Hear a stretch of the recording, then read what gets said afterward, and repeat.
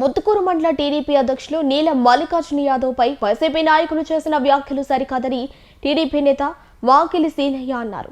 మీ ప్రభుత్వ హయాంలో మీరు చేసిన అక్రమాలు ప్రశ్నిస్తే వ్యక్తిగత ఆరోపణలు చేయడం సరికాదన్నారు. ముత్తుకూరు మండల కేంద్రంలో తెలుగుదేశం పార్టీ నాయకులు మీడియా సమావేశం నిర్వహించారు. టీడీపీ మండల అధ్యక్షులు నీలం మల్లికార్జున యాదవ్ పై వైసీపీ నాయకులు చేసిన వ్యాఖ్యలను వారు తీవ్రంగా ఖండించారు.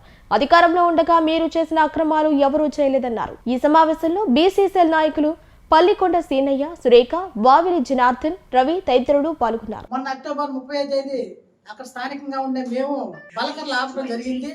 ఎందువల్ల ఆపామంటే ఆ బలకర్లకి శోభరజలు పెట్టి బండి కింద అని వాళ్ళు వసూలు చేస్తున్నారు. అదే విధంగా మేము భూములు కోల్పోయి అన్ని అనిపిస్తా ఉన్నాము. ఆ పని ఏందో మేము స్థానికంగా ఉండేవాళ్ళు ఉద్యోగాలు లేక ఖాళీగా తిరుగుతా ఉన్నారు. ఆ పని మేము ఇస్తాము, మేము స్లిప్ ఇస్తాము అని ఆపి అడిగినందుకు తెల్లారే వైసీపీ కార్యకర్తలు అక్కడ స్థానికంగా ఉండే నాయకులు ఫోటోలు తీసి దాన్ని బోధంలో పెట్టి చూపించారు. బండికి 300 రూపాయల లెక్కన డబ్బులు దంతున్నారు. ఇది చంద్రమోహన్ రెడ్డి హామీ ఇస్తే నీళ్ళు దండతనాలని చెప్పి దాన్ని పెద్ద ప్రచారం చేశారు. అది పచ్చి అబద్ధం. దానికి రెండో రోజు కౌంటర్గా తెలుగుదేశం పార్టీ మండల అధ్యక్షుడు నీలం మల్లికార్జున యాదవ్ ఇది కరెక్ట్ కదయ్యా, అక్కడ స్థానికంగా ఉండే నాయకులు కానీ తెలుగుదేశం కార్యకర్తలు కానీ భూములు కోల్పోయినారు. వాళ్ళు ఆ బల్లకర్లు ఆపి ఆ పని అయితే మేము చేస్తామని అడిగినందుకు మీరు ఈ విధంగా దుష్ప్రచారం చేయడం కరెక్ట్ కాదని చెప్పి కౌంటర్గా వేసాడు.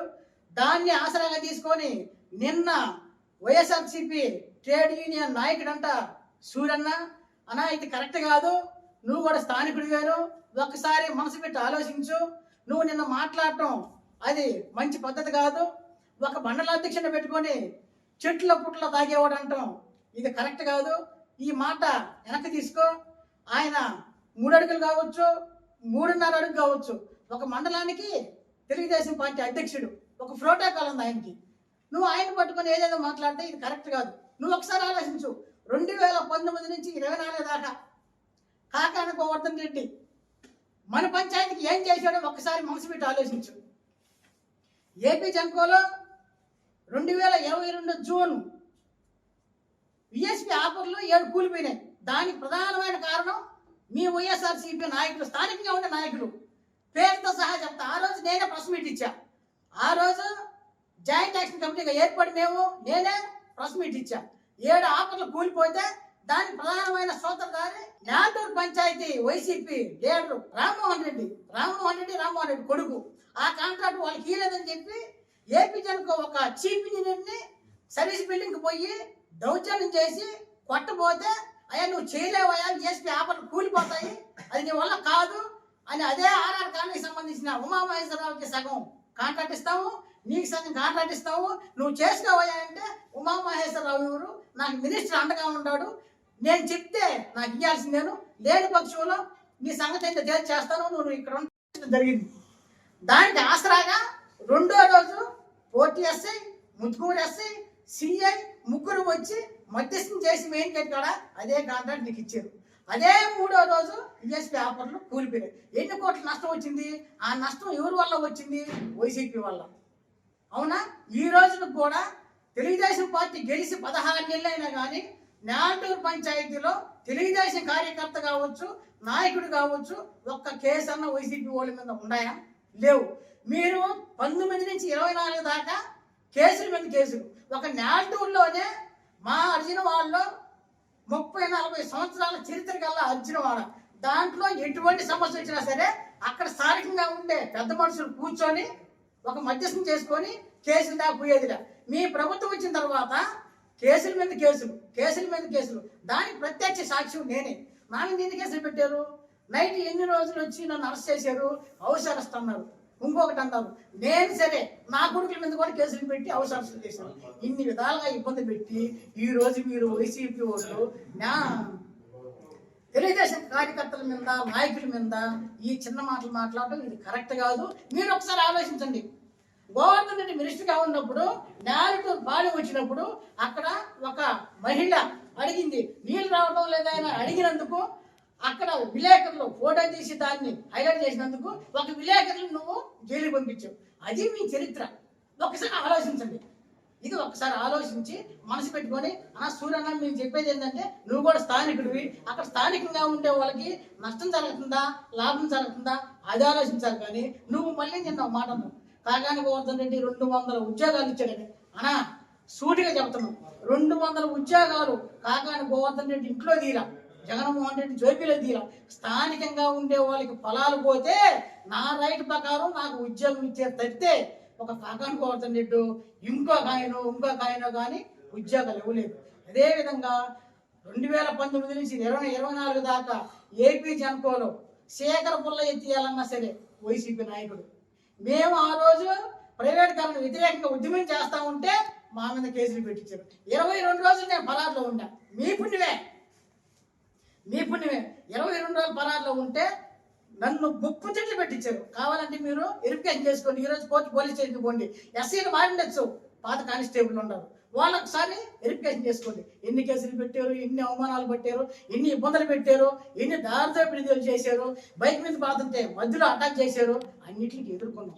ఈరోజు అధికారం వచ్చిందని చెప్పి మేము ఎదురాకుండా మన పని ఏందో మనం చేసుకోవాలి. చంద్రబాబు నాయుడు అంటే చెప్పాడు, అందుకు ప్రత్యేక సాక్ష్యం నేను పోయి చెప్పినా కానీ నీకెంతగా నీ పని ఏందో నువ్వు చేసుకో, నీకేం కావాలా, అవునా లేదా కేసు పెట్టారు, మనం ఇట్లు పెడితే మనకు మంచి పద్ధతి కాదు. ఈ పద్ధతులు మానుకోండి. మనము ఒక క్రమశిక్షణ అయిన పార్టీలో ఈరోజు కూడా ఎమ్మెల్యే కౌంటర్ వేస్తూ ఉంటాడు. దాన్ని మీరు చూసుకోకుండా ఏదేదో మాట్లాడితే ఇది కరెక్ట్ కాదు. అదేవిధంగా ప్రైవేటు ఉద్యోగం వ్యతిరేకరణ సమయంలో ఎమ్మెల్యే కాడికి ప్రతి ఒక్కరు పోయాం. ఏపీ జన్కో నుంచి 300 మంది కాంట్రాక్ట్ కార్మికులను పోతే గోవర్ధన్ రెడ్డి ఇంట్లో పోతాను లైట్లు ఆపేశాడు. మళ్ళీ బయటకు వస్తాగానే లైట్లు వేసాడు. గోవర్ధన్ రెడ్డి మినిస్టర్ అయిన తర్వాత ఏప్రిల్ మినిస్టర్ అయినాడు. అదే నెలాఖరాలో నాటూరుకి వస్తే నాటూరుకి మేము 100 మంది పోతే 150 మంది పోలీసు వాళ్ళు పెట్టి మమ్మల్ని అటాక్ చేశాడు. మేము పోయి లెటర్ ఇస్తే కనీసం మా మొహం కూడా చూడాల.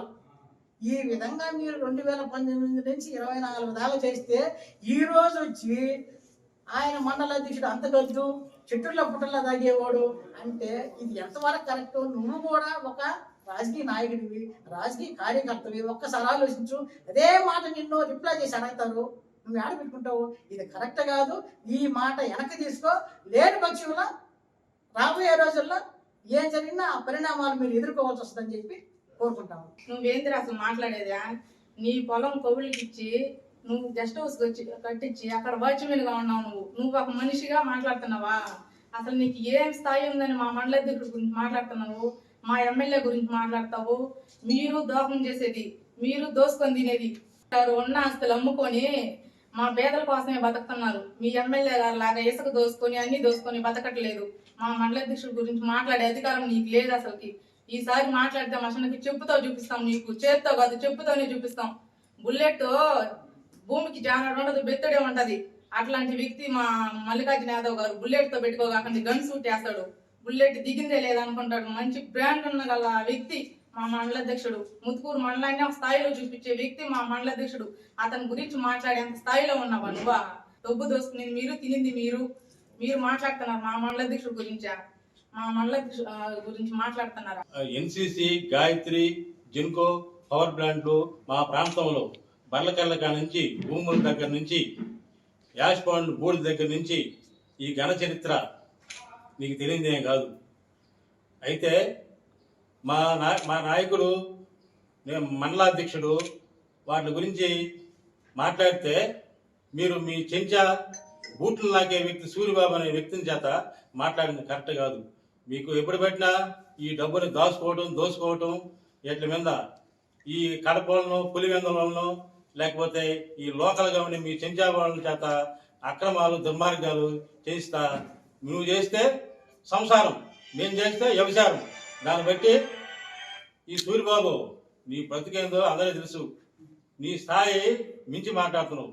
మా ప్రభుత్వం తెలుగుదేశం గవర్నమెంట్లో మల్లికార్జున యాదవ్కి ఒక బీసీగా క్రమశిక్షణ పార్టీ ఒక మండలాధ్యక్షుడిగా ఇచ్చారు.